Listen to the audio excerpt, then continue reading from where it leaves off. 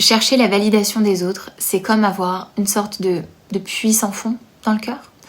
Un puits qu'on essaye de remplir avec des applaudissements, des compliments, des likes, les regards admiratifs, les tu as bien fait, les tu es quelqu'un de bien. Mais le souci, c'est que ce puits-là, il se remplit jamais vraiment, parce qu'il est percé. Et ce trou, c'est souvent celui du manque d'amour de soi, du manque de reconnaissance intérieure, de cette petite voix qui doute, qui dit « Est-ce que je suis assez ? Est-ce que j'ai bien fait ? Est-ce qu'on m'aime ?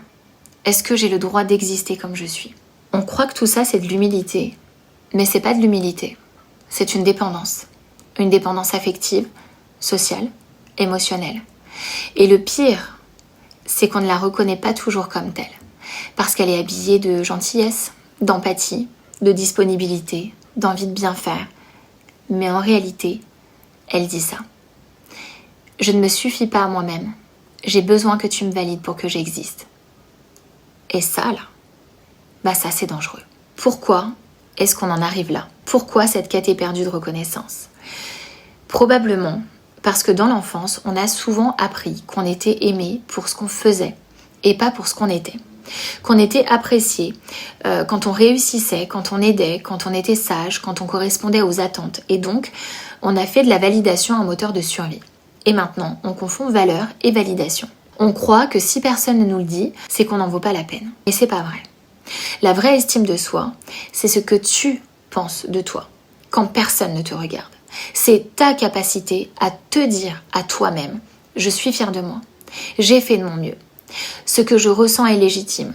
Je suis important ou importante, même si personne ne me le dit aujourd'hui. C'est entre toi et toi. Et c'est ta responsabilité d'avoir ce genre de discussion avec toi. La validation extérieure, c'est agréable. Mais si elle devient indispensable, elle te rend esclave. Je vais te poser là un petit plan en 5 étapes, un peu pour commencer à te poser des questions sur le sujet, un peu en mode autothérapie, que tu peux faire seule ou bien accompagner évidemment, pour commencer à reprendre ta liberté intérieure. La première étape, c'est d'observer tes zones de dépendance. Pose-toi sincèrement les questions suivantes. Qu'est-ce que j'attends des autres pour me sentir bien ?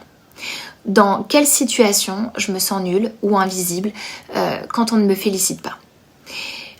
Mais aussi, est-ce que je suradapte mon comportement pour plaire ? Note noir sur blanc, mets de la lumière sur ces réflexes invisibles. Ce sont des automatismes et pas une fatalité. Deuxième étape, fais la liste de ce que tu veux entendre et dis-le toi à toi-même. C'est un exercice puissant, même si ça a l'air d'être un petit peu perché. Écris sur une feuille les phrases que tu aimerais qu'on te dise. Tu es intelligent ou intelligente, je suis fière de toi. Tu es important ou importante pour moi. Tu comptes, tu as bien fait. Tu as le droit d'être comme tu es.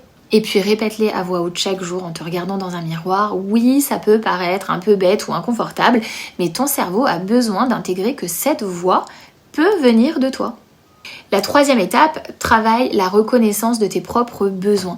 Arrête-toi 1 minute et demande-toi qu'est-ce que j'ai vraiment besoin de ressentir aujourd'hui ? Est-ce que je fais ce que je fais pour moi ou pour être aimée ?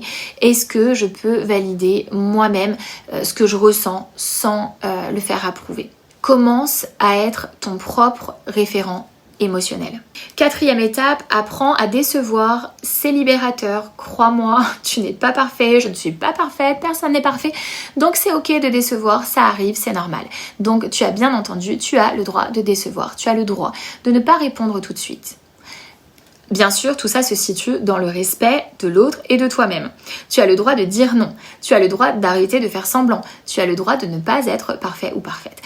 Et plus tu décevras les autres, toujours dans le respect, plus tu découvriras que tu meurs pas pour autant. Et qu'en fait, ceux qui t'aiment vraiment, ils restent. Et que toi, tu deviens plus vivant, plus vivante à chaque non prononcé. 5e étape, demande-toi ce que tu veux vraiment construire dans ta vie. Parce que si tu cherches la validation, c'est peut-être que tu n'as pas encore pris la pleine responsabilité de ton propre projet de vie. Tu veux être aimé, mais par qui ? Tu veux réussir, mais à quoi ?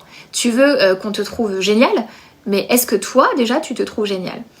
Reprends la plume de ton récit, rédige ton propre manifeste intérieur et dis-toi en fait, écris ton histoire, ta légende.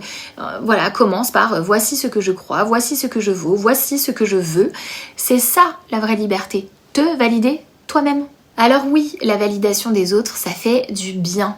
Mais si tu construis ton identité là-dessus, tu vas juste t'écrouler dès que ça va vaciller. Et crois-moi, la vie elle est faite de ça, ça va vaciller. Tu n'es pas obligé d'attendre l'autorisation d'exister, tu n'es pas obligé d'être aimé pour avoir le droit d'avoir de la valeur. Tu es suffisant et suffisante même quand personne ne te le dit ou ne t'applaudit même. Tu es légitime même quand personne ne te comprend. Et tu peux commencer dès aujourd'hui à te regarder avec tendresse et avec amour parce qu'au fond, vraiment, le jour où tu arrêteras de chercher à plaire, tu commenceras enfin à t'appartenir.